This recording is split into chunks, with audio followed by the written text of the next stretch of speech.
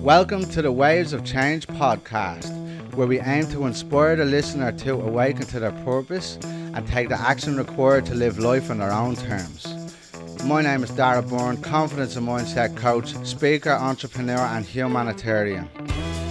I will be sitting down with creators from all walks of life who grew through the waves of change in their lives to be making the impact in the world they are today.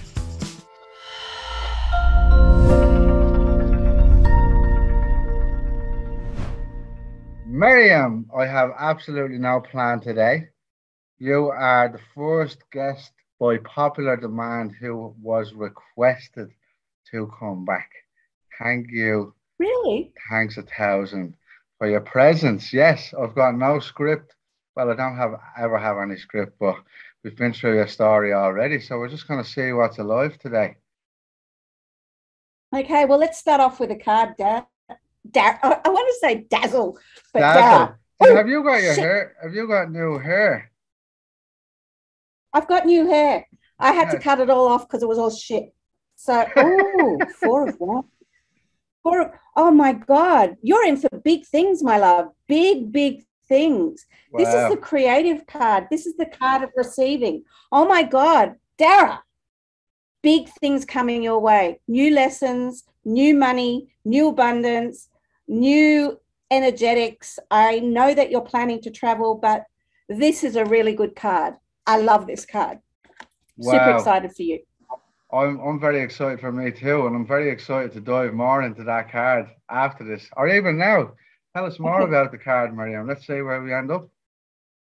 Peace. And you're also wherever you end up resting your head, so to speak, wherever you make home, it's going to be, it might feel chaotic in the beginning, but it's actually going to touch many people's lives in a really good, like leaving a footprint for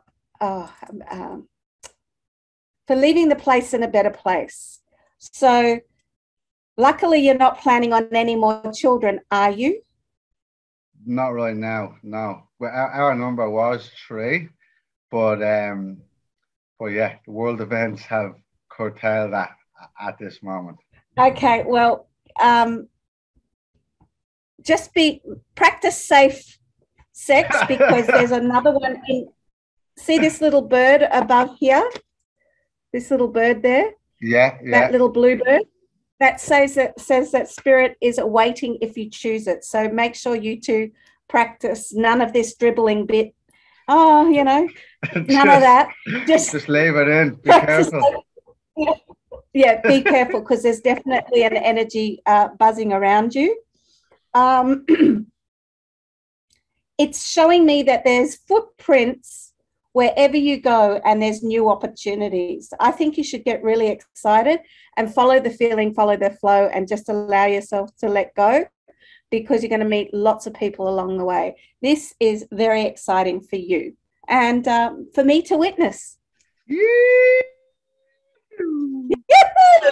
Don't we just love it? So, Miriam, for the listeners who listen on Spotify or on the headphones or whatever, can you explain what you've just done right now? So all I did, I like to start off with something to guide me along the way. So you said you have no plan. So what I did is I've always got cards next to me in my work area. I've got about 7 decks here. And what type of cards are they? Some are tarot, some are just angel cards, some are feather cards. So, a feather can tell you a lot. And some are energy cards, and some are bird cards. And I love my bird cards. They're the best. This girl, she's Australiana. She's made this deck here, and she's a Sufi, and she's an incredible artist, and I met her in Topi. Wow. But what I like to do is just pull a card so that we get on the same page. And I also like to always give back. So if I'm working with you or for you or whatever, I just like to be guided. So these cards are all for you right now, not for me. And if you're listening, the people, your listeners, you know, the cards, even if you listen afterwards, after this is recorded, these cards could be for you as well, for the collective. So, yeah, that's why I do what I do. Beautiful. Thank you very much. And if you ever have the pleasure of being graced with this incredible woman's presence, you will understand the magnitude of the vibrancy that she brings to every situation, everyday life. Miriam is all glitz, lots of glamour, lots of funky stuff. But underneath all the funk, there's a fucking fiery pocket rocket willing to go to war at a moment's notice.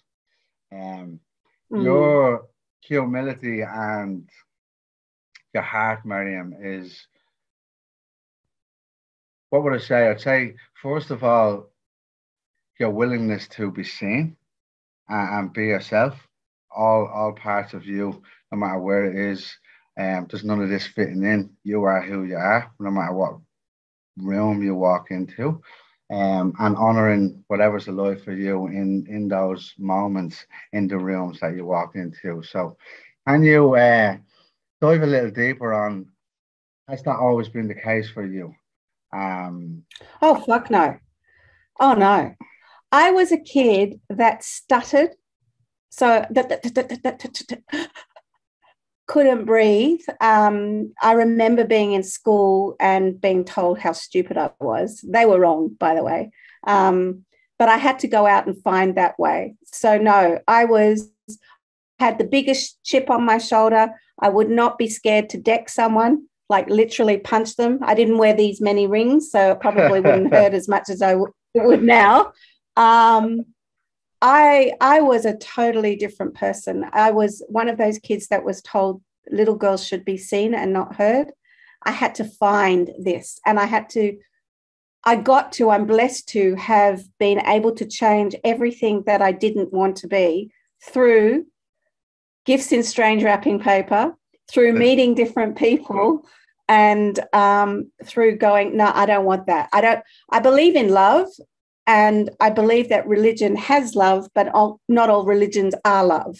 And so I had to break away from my religion, which was Judaism. And now I would be more traditional, because love is love, no matter what, not religion.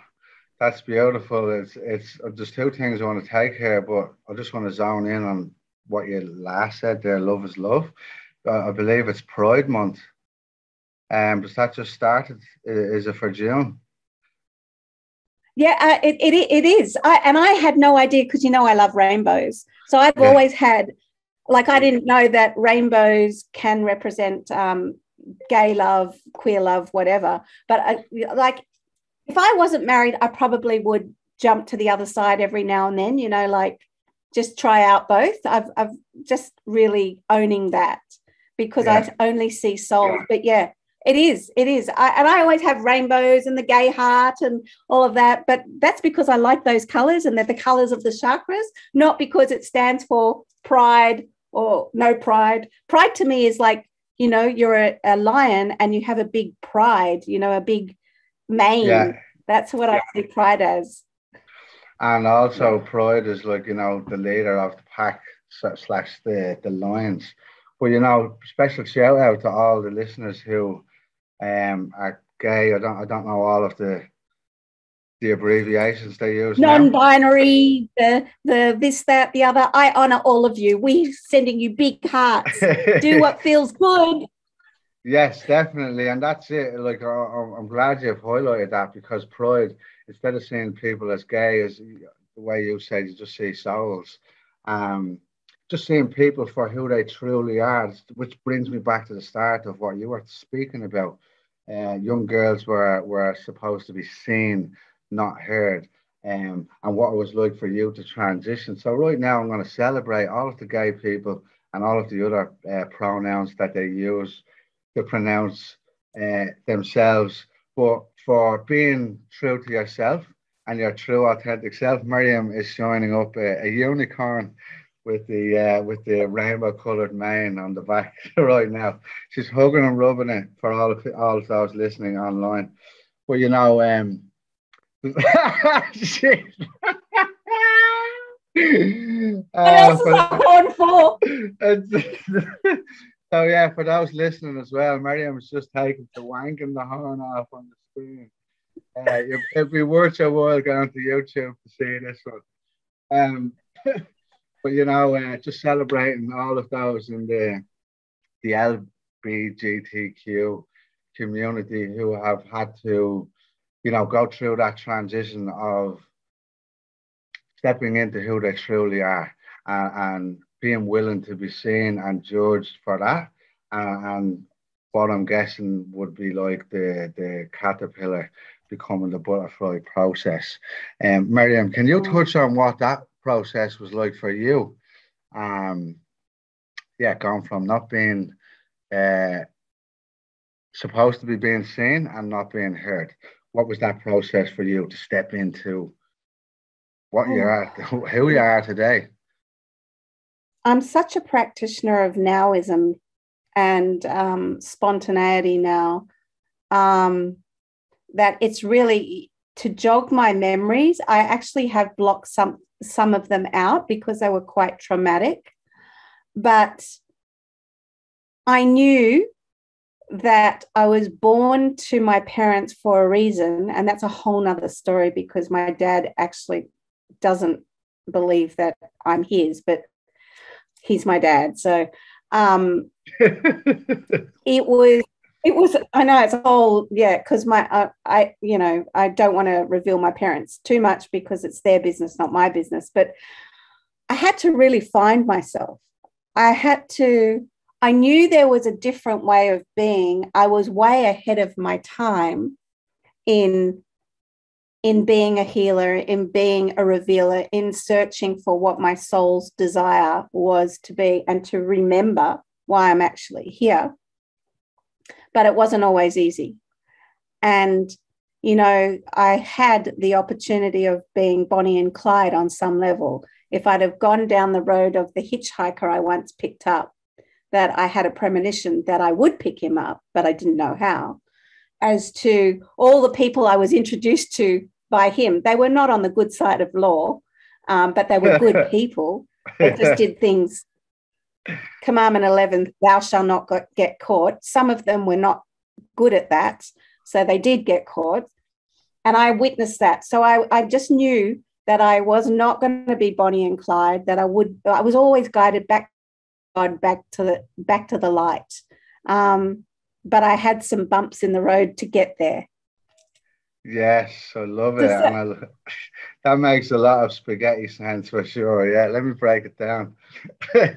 So, Miriam, back in the day, Bonnie and Clyde, you could have easily ended up on the quote unquote wrong side of the tracks, living a life of crime, would you say? Or mischievous, maybe mischievous, we'll go with that. But instead, Spirit guided you back to what you do in the world today. Yes. And I had to break away from my family to do that. And fortunately, I was an only child. As I've always said in other podcasts and places and spaces, I probably would not have left if I had brothers and sisters, because I would not have left my clan and left them in that arena of family. I wouldn't have gone. So I would have been. But fortunately, as far as I know, I'm an only child.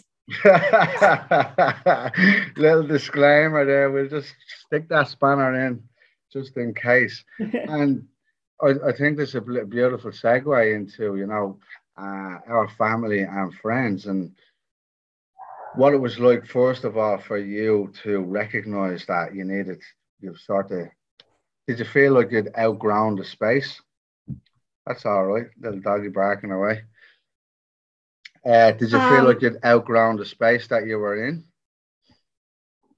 Oh, it was a matter, when I really feel back to leaving, it was a matter of life or death, really. Mm-hmm. So for me, one, I was running away for the love of my life. which wasn't the love of my life, but that's a whole nother story. So I had an incestuous relationship by choice. And that's how I found out that my dad may not be my dad. So I was running towards him and he moved to the Central Coast, and then that all fell apart. So I was running from religion. I was running from my mother because my mother was, I believe, on the borderline of some disease. To this day, I do believe that. Sorry, Mum, if you listen to this. And I had to leave. I had to leave the Vaucluse way of being. So like Judaism for me kept me in a box, and with food, with religion, with the schooling, with everything. And I was more than that. So it was if this was me and my daughter and that happened to me, I would be devastated, but yet I would set her free. So I can only imagine what it was like for parents when their one and only just disappears for 12 years. 12 years. That's what I did. So they didn't see or hear from you until 12 years later? My mum found out. My mum found out where I was, and she would deliver cakes at 5:30 in the morning, and also take the horse dung, because if you really knew me, you would know that I collected horses and animals because they deserved it more than people. So I had a big chip on my shoulder. And she did find out where I was, but then I kept moving because I really didn't want that to impair my life. I don't think impair is the right word, but I didn't want her doing what she was doing and showing up at ridiculous hours because she has no boundaries. Yes. A mother's love, knows no bounds, as they say. Just quickly before we move on, can you tell us can you explain to the listener what the Vaucluse sort of lifestyle is? And oh yeah, well, it's probably different now because I don't live in Vaucluse. I'm in Paddington, so I'm in a boho area, which is really lovely. Anything goes in this area, kind of like Newtown. So LGBTQ, we love you. I love you. Vaucluse in my day of growing up was where all the rich South African Jewish people, this is my perception, right? This is my perception. So I don't take it to be true. It's my truth. There's your truth, and then there's the real truth. But the real truth for me was very Jewish, nothing wrong with that. But I was going to stay in, how's it? I've broken a nail today. That's my South African accent. I was going to stay in this little, you marry a Jewish doctor, you marry a doctor, you get taken care of, you never really exceed to something that you want to be because there's a certain way in that law that I was supposed to be. And my grandparents were alive at that time, and I love my grandparents. There was going to be a certain way that I'd have to fit in a box. And if you really knew me, to this day, I don't fit anywhere really. I make myself fit or I choose it, but I'm your permission slip. So to me, it was a posh area. It still is. It's very expensive. I often got to go through Vaucluse to get to Watson's Bay. And I look where I lived. I reckon that house would be worth 20 million now, Lola Avenue. If you go and have a look, it's opposite Vaucluse House, never going to be built up. And I would have stayed with a very, I've got my hands up, blinkered, like what you see racehorses wearing so they don't look left or right. I gave myself the opportunity to be in the streets, to sit with the homeless, to really just non-judgmentally love on people because I had to learn love. I had to learn how to break my heart and break other people's hearts. Yeah, it's really interesting that you said, about being able to learn from people and connect with people on the streets and learn and love. And you know, Vaucluse, for anybody who's not in Australia, is really, as Miriam said, our house is probably worth 20 million now. The house you live in now is probably not far off that either.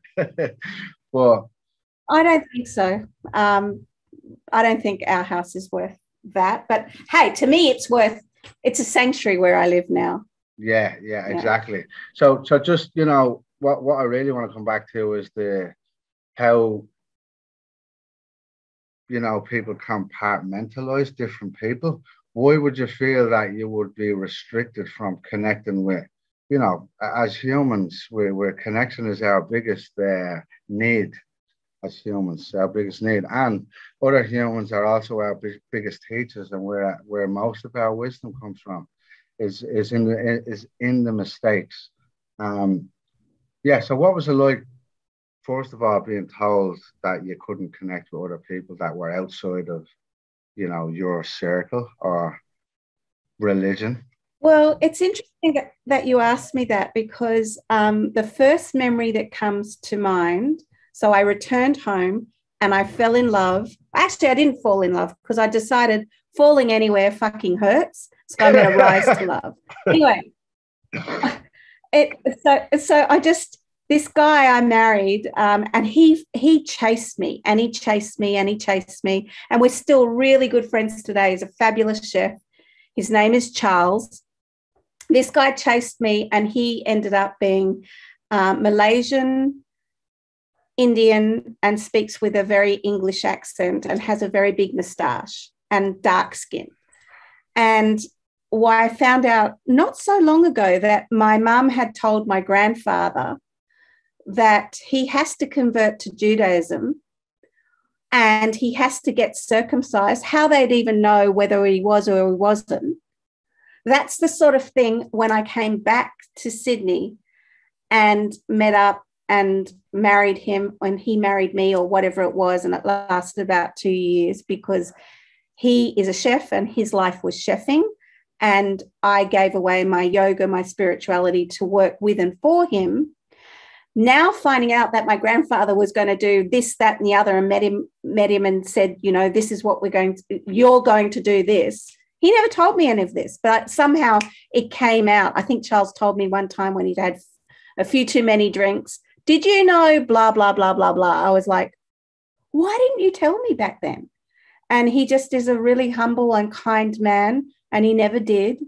So that's the sort of mentality that my family on my mum's side would go to the extremes of doing or asking someone behind my back to do that. To me, if I was judging the shit out of that, I would be furious, and they know that I would have, and I would have gone and stood my ground and going, leave him alone, blah, blah, blah, you know, and, you know, that's my dick. Get away from it. Get the fuck out of my business. Right. That's mine. The cheek. Yeah. How dare they? And then even like, yeah, exactly. How dare they to ask to go deeper on that question? How important do you feel it is for parents, all people, to stay out of each other's business, no matter who you are in the family? Oh my God. You know what? It's the hardest. Yes. It's the hardest thing in the world, because I now have a biological daughter and a blended family myself. And, you know, without giving her business away, it is really hard as a parent. And I wouldn't have known that then to what I know now. The work of Byron Katie changed my life. I don't know when I met her. I don't know when I studied with her, because I'm all into now. There are 3 types of business: my business, your business, Darragh, and God's business. I always ask myself now, even as a parent, whose business am I in right now? And is it causing me suffering, or is it causing me joy? And if it's causing me suffering, then I do the inquiry. I judge the shit out of someone, because you're born to judge. So I judge my mother.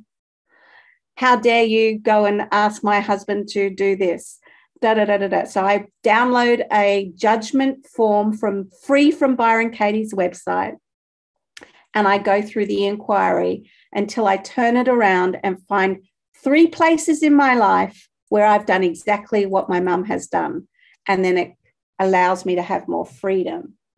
So the answer to your question is stay in your own fucking lane if you can and attempt to not get in your children's way. As long as they're loved and healthy, you're there to guide them.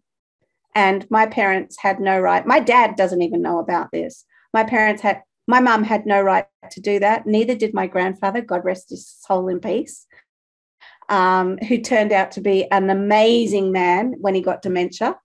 He wasn't up until then. So as far as I can only speak from my experience, but yeah, stay out of people's business unless you're invited, and they were not invited, and I still have some work to do there around that judgment. How dare they? Good question. You're very good at this, Darragh. Spirit, I would say thank you. Thank you. Yeah, I've been a parent now as well. It's like, as you were speaking, because my children are still younger, yours are a little bit older. So it's like, oh, where will it be when they get to that age? But I do recognise the stay out of the way as much as possible to allow them to make their own mistakes within the realms of reason. Like if they're going walking off a cliff, you go and fucking pull them by the hand and drag them back, type of thing. But if it's a mistake, like that's not going to kill them, by all means, put your hands up and let them go, sail off into it. And what come up for me there as well, first of all, I'm going to highlight Gypsy. That came to me earlier. You modern day, not a modern day, but you've got the soul of a gypsy. That's what I recognise right now. But as you were speaking about, Boris and Katie, and instead of judging out here, because judgment is huge, so fucking big. Like part of this level of awareness for us, for me, it's like it's an automatic judge. Oh, I wouldn't do that. So it's a bit of a double-edged sword. But I like how you turned it in on yourself and you immediately do the work on yourself. So Boris and Katie, who is she and where can the listeners find her? Okay. She wrote a book called Loving What Is. She's written several books, and it's byronkatie.com. And you can also YouTube her. Honestly, it's quite heady, but she's a person that speaks from the mind and then her body follows. She's an older lady now. So, yeah, and she basically travels the world. Her story is fantastic. It's too long to share and I'll probably bald it up. But you can find her byronkatie.com. Basically, she's someone that I was thrown into and I thought I was so dumb back in the day. So one of my teachers who I honour, Garta Iris Ingalls, put that in one of her workshops, which was a 16-day workshop called Spirit of the Light. And that was part of her segment in one of the groups of 4 days. And her basic 4 questions are, once you've written all your piece of paper out and judging the neighbour, she actually says it's easy to judge yourself, but judge someone else, like your husband, your lover, the neighbour next door. Judge someone else rather than judging yourself, because we're really hard on ourselves. And then she says 4 questions. So say it's like, Tess, my daughter, should pick up her socks. That's my judgment. I'm making this up now, right? Mm-hmm. So then the inquiry is it true, with a capital T? Yes, for me, Tess should pick up her socks. Am I God? No. So is it true, with a capital T? No. Is it true? Who do you think? Oh, far out. I've gone blank. Who would you be if you dropped the thought that Tess should pick up her socks? Well, I'd be more free. I wouldn't be in her business. I mean, do I pick up my own socks? You know, so I get to inquire that. I don't have to drop the thought, but I can just sit with the thought. And anyway, I'm ballsing it up because I'm obviously not supposed to talk her work right now. Spirit's saying not. And then eventually after the third question, you turn that around. Tess should not pick up her socks. Could that be as true? I should pick up my socks. Could that be as true? Can I find any place where I'd left my socks? I know this sounds really spooky, but yeah, you know, and then I'm freer on the judgment as she should or she shouldn't. Maybe she shouldn't. Maybe there's a higher peace for her. Maybe she's found that, you know. So it's like it's inquiring everything. Like right now the sky has some blue, but it's cloudy. Peter might come in and say, well, actually, it's a clear blue sky. That's his perception. That's true for him. So she says, Byron Katie says, you're born to judge. And anyone who says they're not born to judge, they're not loving reality, because the reality is, you know, you're in God's business when you say there should be world peace and the reality is there isn't. Yes, you're fighting with your own reality. Example. Loving what is. So loving what is, thank you, Byron. Loving what is so important. So remember the other day you and I were talking, well, they've got the Jubilee and, you know, people are starving. The reality is there is the Jubilee and people are starving. Does it cause you suffering? Yeah, if I judge it, right? It's such good work and it's so finely done. She's a master. Wow, that's really, really deep and just like dropped so much levels of awareness, because it literally is that it doesn't affect you unless you judge it. That's what that's what's just landed for me. All the stuff that's going on over there, if you don't judge it. Also, but where do you hold compassion?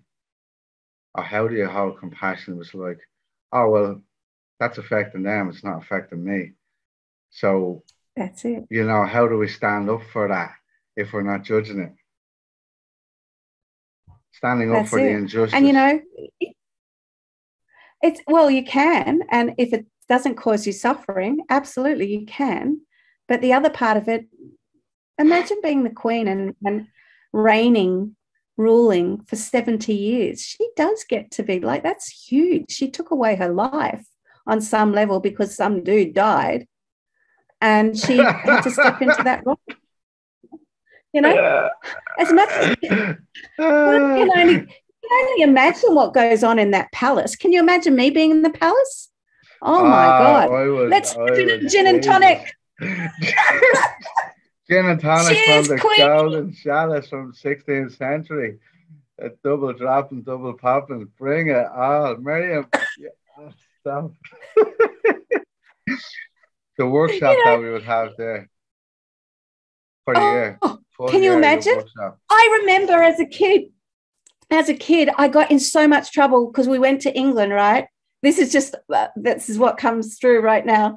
And I said out loud, and, you know, as I said, I had a stutter and we're walking through Westminster Abbey and I say out loud, is the Queen Jewish? I got a slap across my face for that. I was like, I would have been B's age. I would have, you know, I didn't even know, you know, I was asking something wrong because I was so, and they laughed. You know, my first boyfriend at Yeshiva College was Moses, and he had dark skin. And my parents had a lot to say about that. I said, he's got the whitest teeth and the cleanest tongue I've ever seen in my life. I'm going to start cleaning my tongue so I can kiss him. And I was like, slap for that. You know, it's like, and, you know, he committed suicide. And said, oh, Moses, I see you. So, yeah. It's so important to be you, no matter what, and do what feels good. I think that's going to be, you know, I'm a life specialist in learning and letting go and loving and surrounding me with people who are going to elevate me and not separate me. And if I don't like you, I fucking don't like you, and I don't need to spend time with you. Simple as that. Yeah, I love it, Miriam. I can still love you. Exactly. We can still love. We don't need to hold grudges or hatred towards anyone. Love is all there is, was, and ever will be. my truth. Mm. But yeah, I just captured that quote. You said it's so important to be you. Like, Say it again. What did I say? it's so important to be you. Yeah. Like for everyone to be themselves, basically. And what I also captured earlier was how you spoke about, turning the finger with it like in on yourself. And can you just delve deeper into the importance of, when we're blaming the world on our problems, how important it is to take that finger and turn it inward. Yeah. Well, when someone goes like that, yeah, you should have done this. You've got 5 fingers pointing backwards. It's the gun. 3 Oh, fingers yeah. pointing. Yeah. So yeah, you should do this, and then there's 3 fingers pointing back at you. Basically, anything that causes you suffering, anything that causes me suffering, I get to look at. I get to look at and go, is this causing me joy or is it causing me suffering? And I always attempt to put myself in groups where I can learn and be the student. As the student appears as the master is ready, and the master appears as the student is ready, and be willing to go, actually, Miriam, you could have done it this way. And I go, oh, okay. Now, I get to hear that feedback if it's from someone I trust. Otherwise, I just let it go. If it's someone just saying, like at a workshop, hey, can I give you some feedback? And they're still in their ego and make themselves. I'm going to say, no, thank you. No, thank you. Wait a couple of days. Oh, no. And the next day, can I give you feedback? No. Look at my hand. And then when they soften, I'm ready to, it's about always being around people who are going to elevate you and lift you up and do the work. I can't teach the work unless I'm doing the work. And I'm no fucking saint either. I party. I do psilocybin. I do all of that stuff because it's going to show me sometimes what I need to see in myself as a parent, as a good student, as a human, as a daughter to Gaia, all of that. But I'm no angel. Yes, I love it. And that's a highlight I highlight as well about myself. I had a client ask me, he's pretty famous client too. He was on the top. He's a musician, by the way. You might know him. I can't say his name, but he was in the top 10 of the US. Oh, you'll see in the testimonial when he does it, I'll tell you. But he was in the top 10 of the US charts. His album or his single was for many weeks, and here in Australia too. He was. I can't remember how high up in the charts he was here for one of his smash hit songs. But he asked me about having. He's like, yeah, I want to bring you to Tasmania and we go for a cold water dip together, and we'll have a hot Irish whiskey after. And then he was like, do you drink? Like, I don't know whether I should be asking you this type of stuff. And I was like, mate, are you fucking serious? But yeah, that's part of the thing. Like, I partied not so much anymore, but when there's a party happening, I'm good to go. Like, so for anybody that tries to put other people in the box, just because we help people with, liberating themselves from the inside out, from their past trauma, from, with their mental health issues and mental health struggles, it doesn't mean that you have to live as a fucking priest or an altar boy or, in this box that society believes that somebody of your stature or helping people with such serious illnesses should be. What would you say to that? I reckon I don't look at angels or guides anymore. I just look at God. God planted fruits, vegetables, horses, dogs, animals, people. God knows the hardest thing to work with is humanity. We're the only species on the planet that follow leaders that shouldn't be leaders, in my opinion. A dog will never follow someone who is not a leader of the pack. It will run the other way, right? A dog won't do that, but humans do. And anyway, back to what we were saying. we God made wine so that we can feel fine and drink it. It's up to you whether or not you're going to drink it in excess so no one can understand you. And if you're a good drunk, you'll always be, if you're a good person, you'll be a good drunk. If you're a bad person, you'll be a bad drunk. You know, it's basically, there's this plant that looks amazing and it's called marijuana, and it takes away people's pains, and yet it's herbal, but some places in the world won't make it legal to take so that people are pain-free. So we follow people like that who set laws. I'm sorry, I'm not a lawbreaker, but I will be a rule breaker if it's going to help me feel better about myself and not go down the aisle of in the arm and off you go. I mean, you know, yeah, it's like God put all these beautiful water, plants, fine wine, money, whatever. Do what feels good. And anyone who says, I see people online today who are like saints, but when they're not online, they're not like saints. And just know that Australians and Irish people and all people can tell when your energy does not lie. If you are a good bullshit detector, you will know. You will feel it. Preston Smiles said to me one time, Miriam, if we put a paper bag on you in the back of the room, people would still feel your energy. I went, wow, okay. I sat quietly and I went, okay. Wonder what that really means. And I started to explore that. So the moral of the story is do what feels good. If it's in excess and it's harming people, stop it. 2 words, stop it. But if you're being the best version of yourself, continue until. I'm going to have a spliff in my hand. Maybe, I don't smoke anymore, but maybe an edible. And on my very last breath,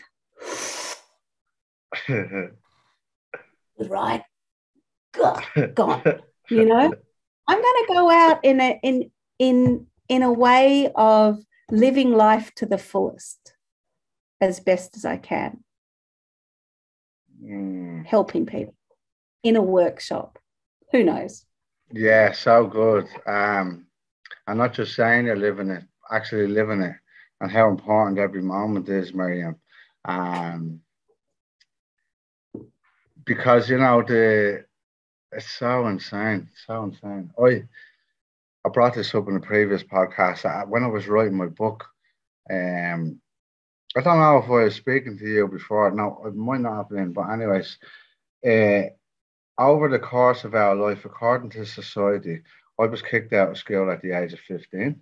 And according to society, you get the family, you buy the house, you get the job, you get the family, you buy the house, and then you pay taxes until you're 70 these days. And then you retire and you live happily ever after. So there's 55 years there. And according to society's calculations, you get 4 weeks each year to decide what you want to do. Like, you know, you go on holidays, you get four weeks of holidays. But in the reality is Easter is already booked off. That's a week. And Christmas is already booked off. That they're forced upon you to take. Not so much anymore with Christmas. But anyways, so you cut that down to 2 weeks. The calculation from the age of 15 to the age of 70, where you actually, according to the rules and the system of society, get to choose what to do with your life, Miriam. Can you tell me how many years you get for yourself? I'm not good at maths. I left school at 14, but it doesn't. You're great with money. When you're talking, you know, when you're talking to me, I kind of left my body. If I was living that life, I'd prefer to be dead. You know, like that is not living. If I stayed within that society, doing that, that's not living. That's dying. That's living in someone else's rules. So I'm so glad I broke away from that. And I was ahead of my time in that. and I was called stupid, and I was, all those things. I can sit here and go humbly, thank God I chose not to do that, and I turned out okay. So yeah, it's really important. Just before I go on, I'll just tell you what the calculation is. So the answer is two and yeah. a half years. So for 2.5 years of 55 years, 55 years, you get to choose what to do with your life for 2.5 years, according to the way the system is built. And yeah, like, just to highlight that as well, all the people who called you crazy and Miriam was picking her nose with her middle finger right now. Double, fuck you very much. I was going to start singing, but anyways, for the people who, all of my friends, all of my family, this brings me all the way back to something I was going to ask you at the start.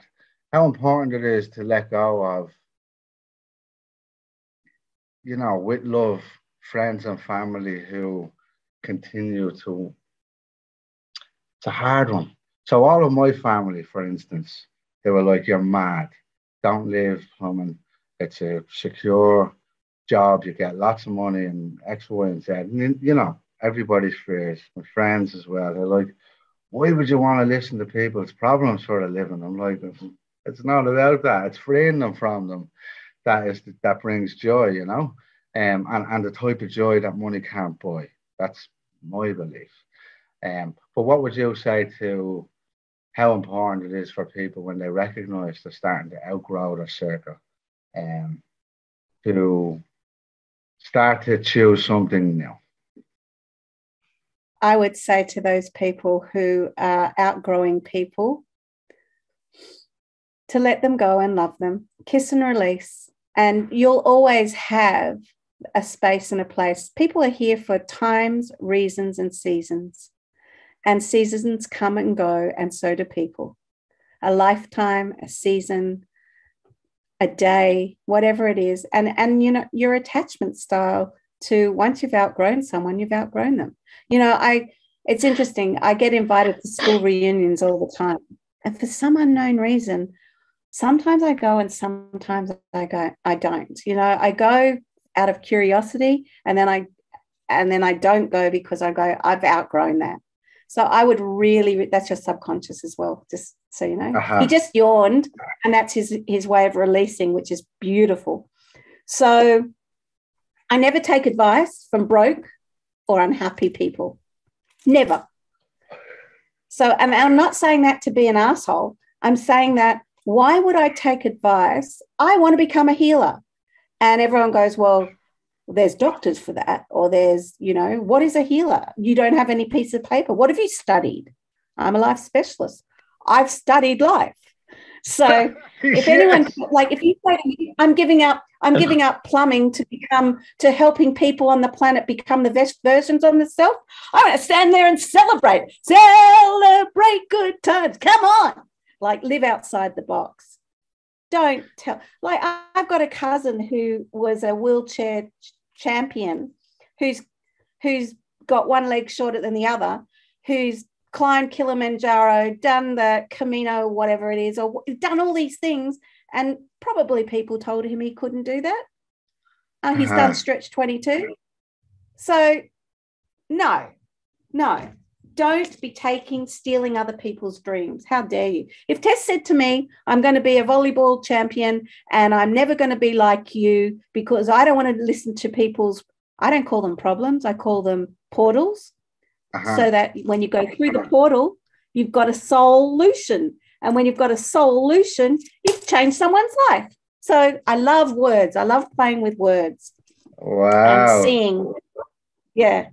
Yes, and listening. I love that. Yeah. Listening to what they say. And sometimes people say shit and they don't even know what they're saying until you, the reflector, the mirror, as a coach, which is what you do, which is the best profession in the world, people, you reflect back to them and say, hey, what I heard in this is you said blah, blah, blah, blah, blah. How about thinking about it this way? How does that feel to you? and just let them sit in that. So good, Miriam. Solution and problems is a people's portal.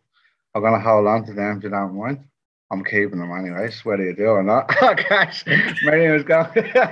Miriam is throwing up the It's never mine anyway. That's money, as long as I get my cut. But you know, it's funny that we ended up here because I done a post today about that very thing. If when you pay, like, I done a post today about that. Why take business advice from somebody who doesn't have a business? Why take, you know, and all the way across the board with everything else, like the same with life advice from people who are miserable, as you said. And also, I want to say here, we're not better than anybody. We've just learned to do life on our own terms. Doesn't make us better than anybody. So no. Also, wow, what was that? I was going to say something. Sugar. Yeah, the importance of, so the system. So to peel it all the way back to the piece of paper that you spoke of earlier, your degree, your qualification, your master's, and X, Y, and Z, right? So when people ask for your qualifications, to compare them to what? So at the bottom, when you dig all the way underneath everything that you've learned from what's called the Western system, somebody has decided this is the way it's supposed to be. Whereas in the world that we operate in with energetics and spirit and guide and intuition and plants and plant medicine, and with like profound results in this world and what we've witnessed also, just because this doesn't come with a piece of paper that fits your narrative of the way things should be done, but we're getting the same results. How does that make one more qualified than the other? Do you hear what I'm saying? Good, great question. Yeah, I do. I hear you loud and clear. Like being a Reiki master way before Reiki became popular, so to speak. And Reiki means universal life force energy. That piece of paper that says Miriam Brewer Master means absolutely jack shit. But do you know how long I studied to be able to hold energy, to be able to do the symbols, to be able to... I had a German master. I mentioned her name already. If I didn't get it perfect, there was no way I was going to get it. By the way. Oh, do I? Yeah, lean back again. Lean back a little bit. There you go. It's across your mouth. It's actually like a dick right there. Again, the unicorn is coming back for payback. Look, I'm going to get a picture. Stay there. Up a little bit more. Up a little bit slightly. There you go. That's hilarious. See, LGBTQ. But basically, you know, I would never have been able to... That piece of paper is worth nothing, but I can tell you, and however I can tell you, that when I initiate someone into Reiki, their channel is going to be so clean and clear because of that German master, because she made sure that I knew exactly what to do. There was none of this Reiki 1, 2, and 3 in a weekend and you're a Reiki master. I get masters ringing me up and saying, how do you attune people? I'm like, did you do your Reiki mastership? Yes. So I'm judging the shit out of them, right? Here's a good example. Well, why are you ringing me to find out how to attune someone?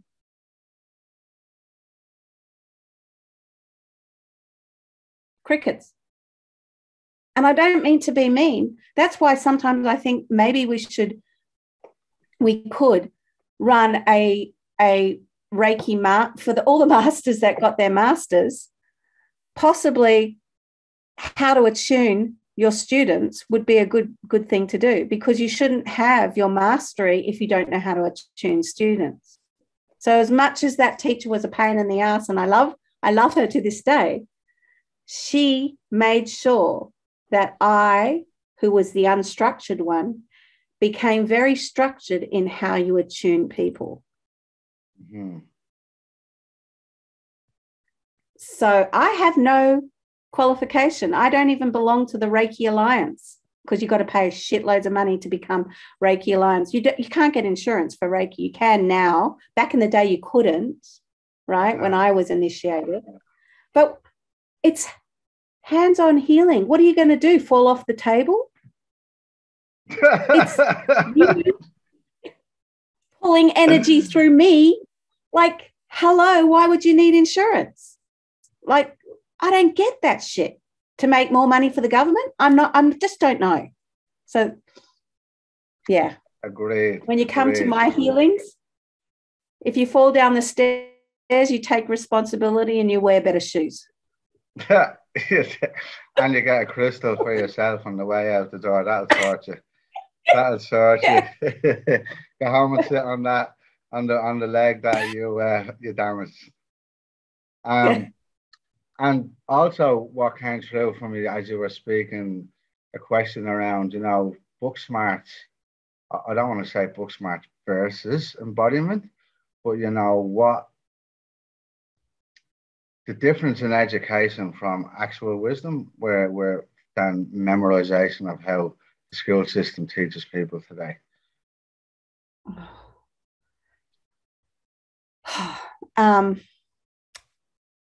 To me, you can see as your children are growing up what they're good at and what they excel in.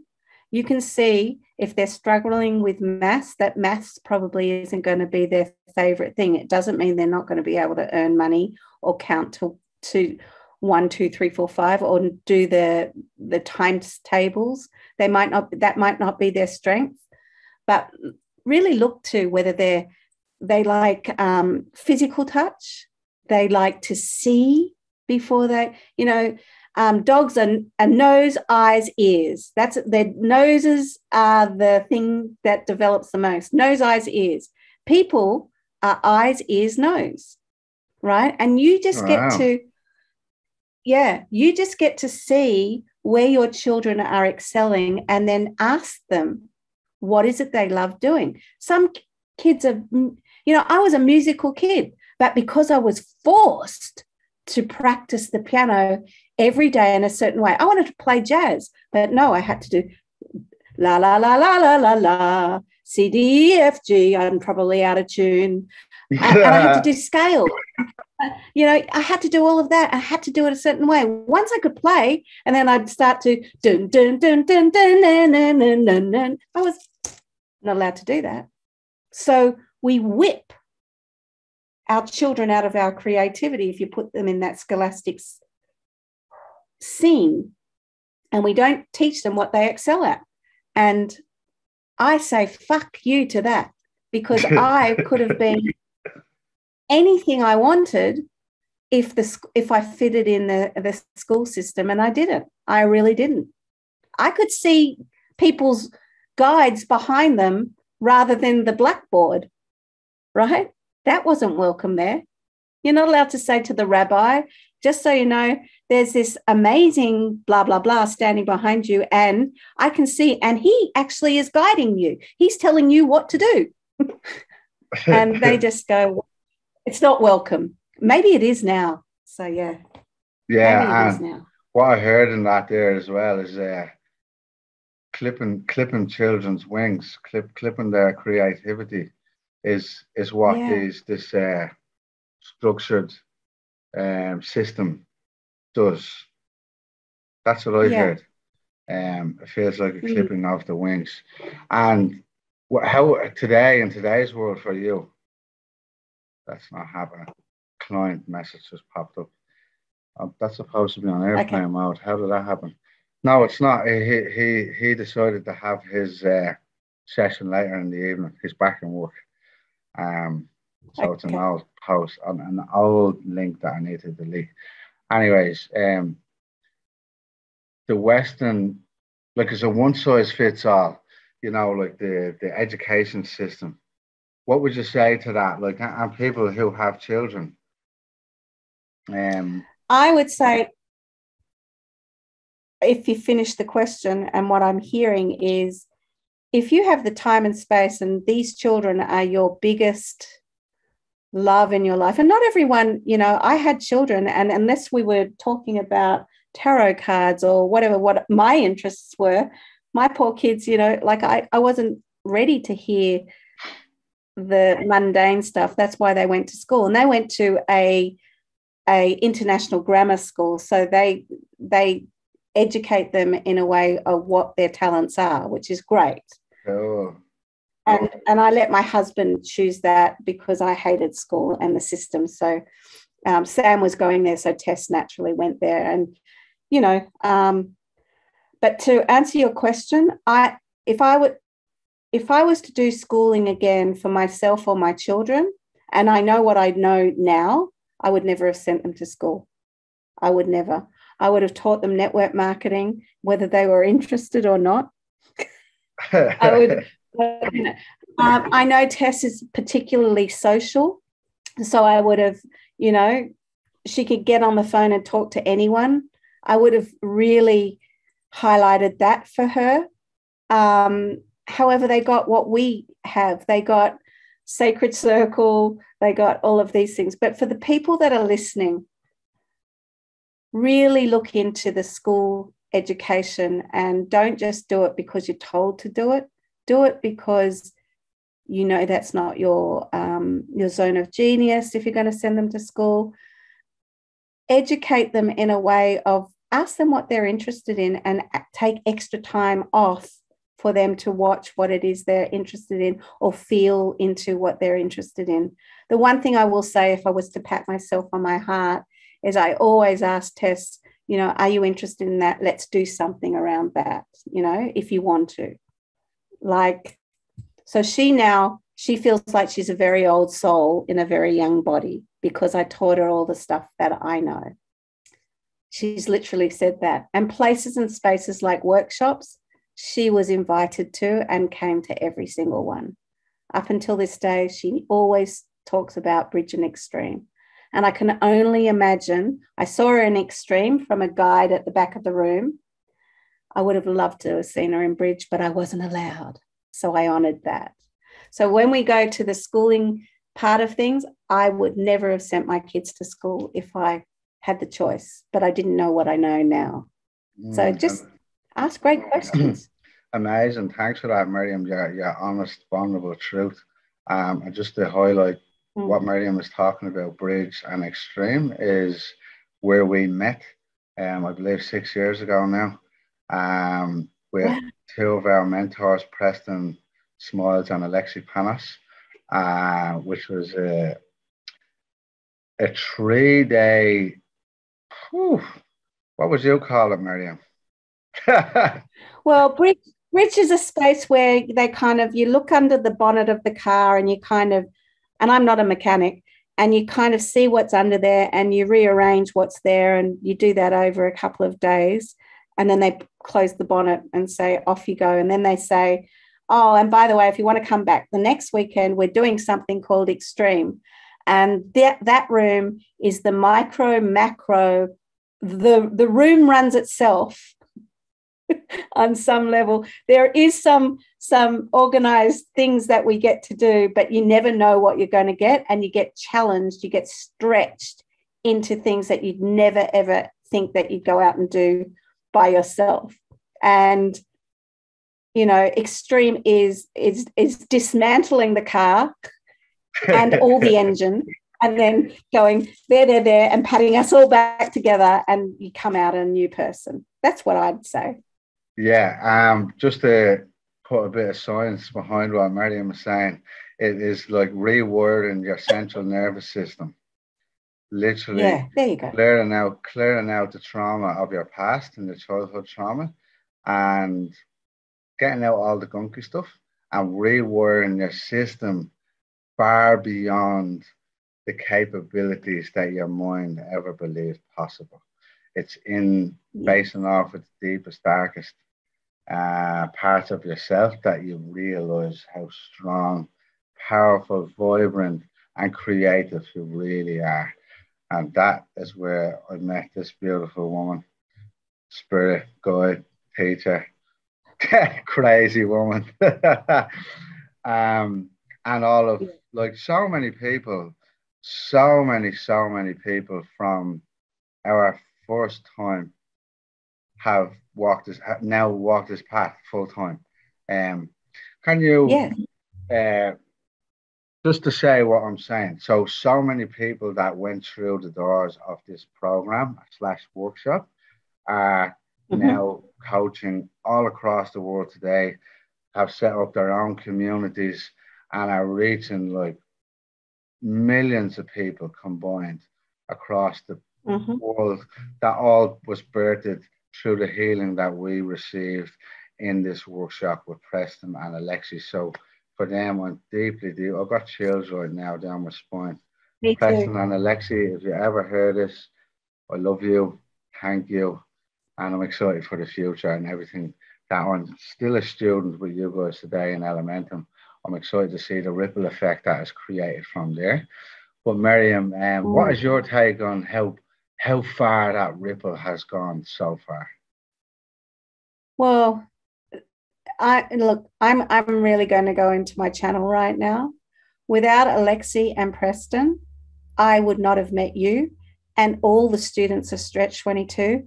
I would not have been in Hawaii watching people get married and alongside Preston Smiles running that workshop. I know that Stretch 22 and all the coaches that come through there and all the other spaces and places, I would not have met without these two. They attract so many good-hearted people that will change the world, most of all themselves first, and then the world, so we can leave the world in a better place. You know, Michael Jackson said it all: heal the world, to become a better place. You know, and I really listen to that song now with such dignity and so much solidarity in that. And we're doing it because of them and who they be. We're doing it. And there are no words for that. There are no, like, even as I'm enrolling now in this course that we're teaching on June the 22nd, which is June the 23rd, it's an honor every time someone signs up. And it's so freaking cheap. And to see the results, energy does not lie, results do not lie.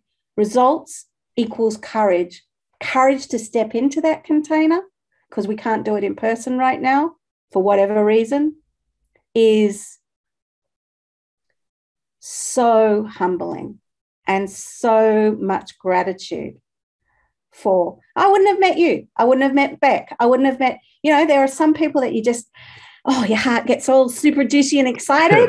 And there are some people that are in the container that they're not my tribe. And that's okay. However, they are rippling out like octopuses, spreading these beautiful, you know, ripple effects that are changing the world big time, forever. And that's, if I died today, I know I've been a part of that. That's holy as shit. Wow. Wow. Some French there to close it out as well. I literally had chills. I still have chills down from the back of my neck all the way down my spine. Really, really powerful to sort of envision how far this ripple is gone. It's just, Look at that. Yeah, you had to say it. Miriam is just sucking off a rainbow right now. All four dicks in one. No, the seven. It's the seven colors in the rainbow. Wow. Yeah. That's amazing. Can't make that shit up.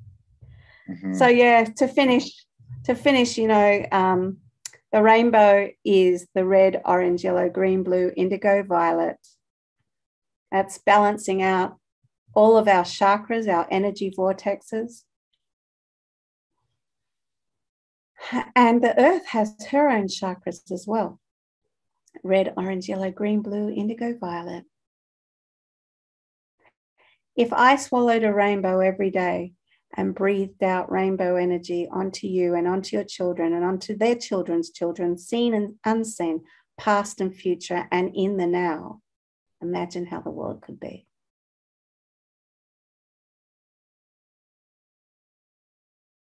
Just breathe into that. It's been so beautiful working with you. Is there anything else you want to say? Look at that! Ninja. No, Miriam, that's beautiful. I mean, there's millions of things, but for the sake of time. Well, even time, which is an illusion, construct that has been placed upon us in our society. But right now, the only question, I'll just say thank you. Thank you very, very, very, very much for blessing me with your wisdom once again. This is the magic that happens every time we chat. As Miriam is like in the middle of trying to suck off that rainbow. Miriam, as you know, the closing question is always, now that we're in a different moment in time, what does the waves of change mean to you?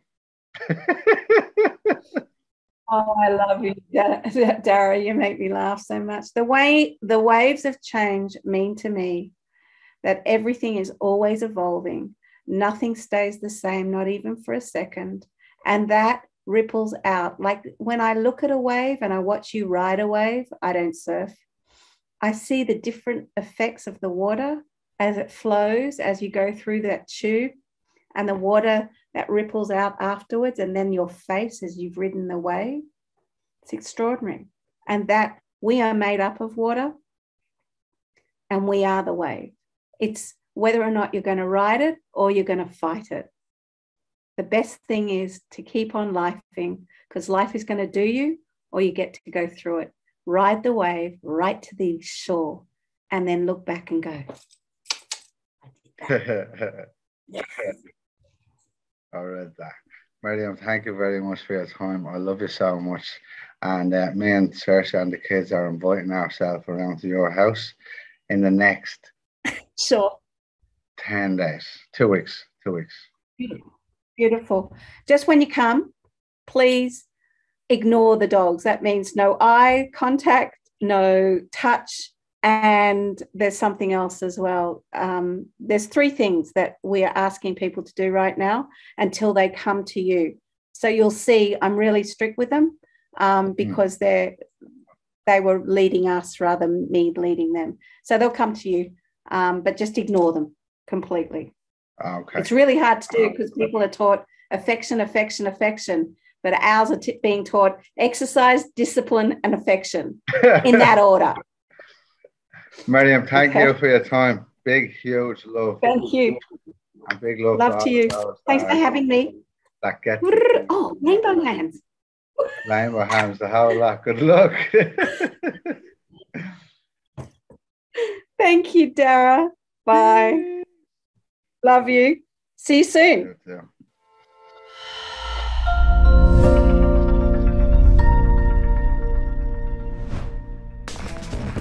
Thanks for listening. I hope you enjoyed the podcast. If anything resonated for you, please leave a comment below. If there's anyone who may need to hear, please share. I love this. Have a lovely day.